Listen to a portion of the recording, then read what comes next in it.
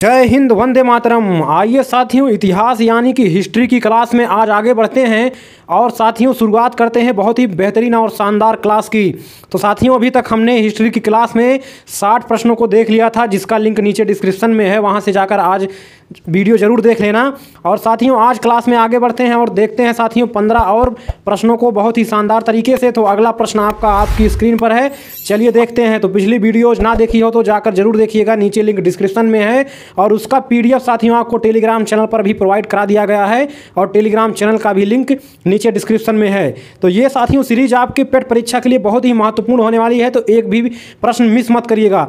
तो चलिए आज की वीडियो का पहला प्रश्न है, ब्रिटिश सरकार ने बंगाल विभाजन को प्रतिशत किस वर्ष किया था? तो साथियों आपका उत्तर सही हो जाएगा 1919 में। अगर साथियों इस तरह से प्रश्न आता है तो आप उत्तर लगाएंगे 1919।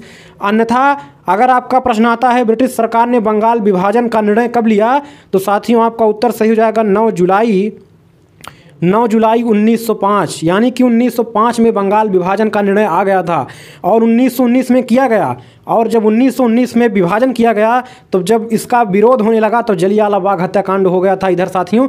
चलिए अगला प्रश्न है आपका साथियों, जलियांवाला बाग हत्याकांड यानी कि दुर्घटना किस सन में हुई? तो जलियांवाला बाग हत्याकांड साथियों आपका ऑप्शन बी सही जगह 1919 में हुआ था। ठीक है, कब हुआ था अगर डेट पूछे तो 13 अप्रैल 1919 सही उत्तर हो जाएगा। और इस दुर्घटना का साथियों जिम्मेदार कौन था? General Dyer. ये भी पूछा जाता है कि जलियांवाला बाग हत्याकांड का जिम्मेदार कौन था, यानी कि जलियांवाला बाग हत्याकांड में लोगों पर गोलियां किसने चलवाई थी? ठीक है, तो आपका जनरल डायर सही हो जाएगा। और जलियांवाला बाग हत्याकांड कहाँ हुआ था? पंजाब में हुआ था। तो चैनल पर नए हैं तो सब्सक्राइब कर लीजिए ऐसी ही बेहतरीन क्लास के लिए। चलिए अगला प्रश्न देखते हैं, 1911 तक बिहार निम्नलिखित में से किसके अंतर्गत था? यानी कि बिहार का विभाजन 1911 में हो गया, इसके पहले बिहार किसके अंतर्गत आता था? तो आपका सही उत्तर साथी हो जाएगा बंगाल महाप्रांत, यानी कि ऑप्शन ए बंगाल महाप्रांत के अंतर्गत बिहार आता था। ठीक है, बाद में इसको अलग कर दिया गया।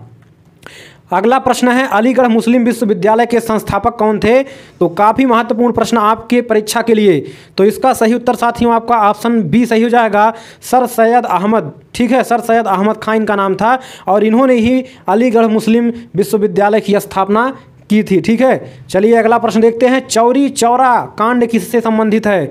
तो चौरी चौरा कांड साथियों आपका संबंधित है असहयोग आंदोलन से।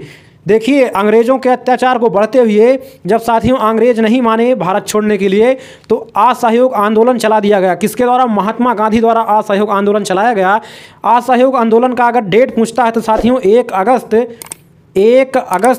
1920 को साथियों असहयोग आंदोलन प्रारंभ किया गया अंग्रेज़ों के खिलाफ। इस आंदोलन में साथियों सरकारी चीज़ों का विरोध किया गया, जैसे विद्यालय जाना छात्रों ने छोड़ दिया, न्यायालय में जाना वकीलों ने छोड़ दिया जो भारत के थे। ठीक है, आज जितनी भी सरकारी चीज़ें थी, संस्थाएं थी, सभी का विरोध चालू हो गया। और इसी के बाद साथियों आपका चौरी चौरा कांड असहयोग आंदोलन जैसे ही प्रारंभ हुआ तैसे ही आपका गोरखपुर में चौरी चौरा कांड हो गया और गांधी जी ने इससे जो है दुखी होकर जो है असहयोग आंदोलन ठीक है अपना वापस ले लिया था। तो इसका जो मुख्य कारण था चौरी चौरा कांड का, इसका संबंध किससे है? आपका असहयोग आंदोलन से है। चलिए अगला प्रश्न देखते हैं, प्रथम विश्व युद्ध के दौरान भारत में लोकप्रिय होने वाला आंदोलन था। यानी कि जब प्रथम विश्व युद्ध हुआ था उस समय साथियों कौन से आंदोलन भारत में लोकप्रिय थे? तो आपका साथियों ऑप्शन सही हो जाएगा। ठीक है, option C home rule league आंदोलन साथियों एक राजनीतिक संगठन था और साथियों 1916 में, ठीक है कब? 1916 में बाल गंगाधर तिलक ने इसको शुरू किया था। तो अगर पूछा जाए होम रूल लीग ठीक है आंदोलन किसने प्रारंभ किया, तो बाल गंगाधर तिलक ने 1916 में। ठीक है, प्रथम विश्व युद्ध कब हुआ था? नीचे कमेंट करके जरूर बताइएगा साथियों। अगला प्रश्न है आपका, भारत में खोजा गया सबसे पहला पुराना शहर कौन सा था? तो आपका साथियों सही हो जाएगा ऑप्शन बी हड़प्पा जो साथियों था ये भारत में खोजा गया सबसे पहला और सबसे पुराना शहर था। ठीक है, ये साथियों हड़प्पा अगर पूछे हड़प्पा की खोज किसने की, तो हड़प्पा की खोज साथियों ठीक है किसने की? ये आपका 1921 में दयाराम साहनी ने किया था। ठीक है, और मोहनजोदड़ो की अगर पूछा जाए, मोहनजोदड़ो की खोज साथियों रखाल दास बनर्जी ने 1922 में किया था। तो ये काफ़ी महत्वपूर्ण 2 प्रश्न आपके लिए बन जाते हैं। ठीक है, चलिए अगला प्रश्न आपकी स्क्रीन पर साथियों, सिंधु घाटी के लोग विश्वास करते थे, तो सिंधु घाटी के लोग साथियों किसमें विश्वास करते थे? मातृशक्ति में। ठीक है, तो कई बार आपकी परीक्षा में आ चुका है। ठीक है, तो इसका पीडीएफ साथियों आपको टेलीग्राम चैनल पर दे दिया जाएगा, कोई दिक्कत नहीं है। एक बार वीडियो देख लिए और एक बार पीडीएफ से आप प्रैक्टिस कर लेंगे तो आपका एक भी प्रश्न गलत नहीं होगा। आर्य शब्द का शाब्दिक अर्थ है, तो आर्य शब्द का शाब्दिक अर्थ साथियों क्या है? श्रेष्ठ या कुलीन। ठीक है, तो इस पर साथियों मैंने एक थ्योरी की क्लास बनाई है, उसका लिंक मैं नीचे डिस्क्रिप्शन में दे दूंगा, वहां से उसको भी आप देख सकते हैं। तो आपका साथियों हड़प्पा सभ्यता से एक भी प्रश्न गलत नहीं होगा, तो आपका ऑप्शन सही हो जाएगा, श्रेष्ठ या कुलीन आर्य शब्द का अर्थ होता है। चलिए अगला प्रश्न देखते हैं, निम्नलिखित में से किस फसल का ज्ञान वैदिक काल के लोगों को नहीं था? किसका नहीं था? तंबाकू का। अर्थात तो चावल गेहूं के बारे में तो जानते थे, लेकिन तंबाकू साथियों नहीं जानते थे तंबाकू के बारे में। ठीक है, तंबाकू साथियों किसके द्वारा भारत में लाया गया? नीचे कमेंट जरूर करिएगा। अगला प्रश्न है, वैदिक गणित का महत्वपूर्ण अंग है। वैदिक गणित का महत्वपूर्ण अंग साथियों क्या है? शल्ब सूत्र। ऑप्शन सी आपका बिल्कुल सही हो जाएगा। ठीक है, तो काफ़ी महत्वपूर्ण प्रश्न है, वैदिक गणित का संबंध किससे है? शल्ब सूत्र से है, तो ऑप्शन सी आपका सही हो जाएगा। अगला प्रश्न देखते हैं, किस वेद में प्राचीन वैदिक युग की संस्कृत के बारे में सूचना दी गई है? तो आपका सही उत्तर हो जाएगा ऋग्वेद। सबसे पुराना वेद साथियों पूछा जाए तो ऋग्वेद है। वेदों की संख्या 4 है। पहला आपका हो जाएगा ऋग्वेद, दूसरा हो जाएगा ठीक है यजुर्वेद। ठीक है, यजुर्वेद, और तीसरा हो जाएगा सामवेद, चौथा हो जाएगा अथर्ववेद। सबसे नया वेद पूछा जाए तो अथर्ववेद है, सबसे पुराना ठीक है ऋग्वेद है। गीत संगीत के लिए वेद पूछा जाए तो सामवेद हो जाएगा।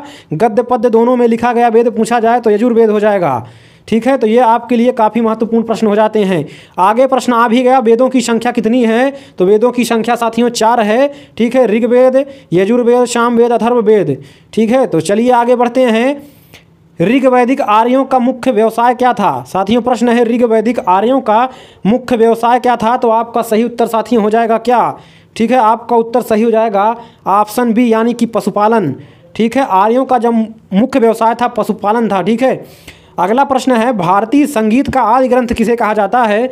तो आपका ऑप्शन सही हो जाएगा ऑप्शन ए। अभी मैंने ऊपर चर्चा किया था कि अगर भारतीय संगीत यानी कि गीत संगीत के बारे में पूछा जाए तो क्या हो जाएगा? सामवेद आपका सही उत्तर हो जाएगा। तो साथियों ये रहे आपके साथियों 15 महत्वपूर्ण प्रश्न आपके परीक्षा के लिए। तो चैनल को सब्सक्राइब कर लीजिए और बेल घंटी को दबा लीजिए ताकि ऐसी ही बेहतरीन वीडियो आपको मिलती रहे। और नीचे एक प्यारा सा कमेंट करिएगा। ठीक है, और इसका पीडीएफ आपको टेलीग्राम चैनल पर दे दिया जाएगा। तो अगली वीडियो में मुलाकात होगा, तब तक के लिए नमस्कार, जय हिंद, वंदे मातरम।